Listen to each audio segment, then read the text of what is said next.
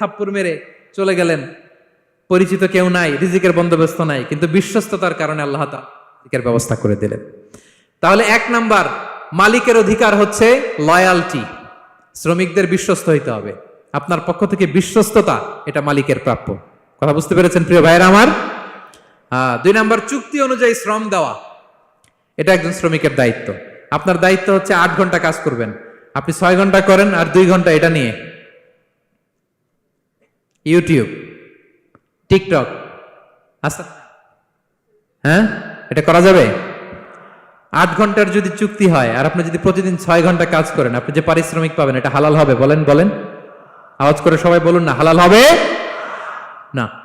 আপনার চুক্তি অনুযায়ী আপনাকে শ্রম দিতে হবে, এবং এই চুক্তি অনুযায়ী শ্রম পাওয়াটা একজন মালিকের অধিকার। একজন মালিকের 3 নম্বর অধিকার হচ্ছে to work in a best manner possible. আপনার সাধ্যের সবটুকু উজাড় করে দিয়ে কোম্পানির জন্য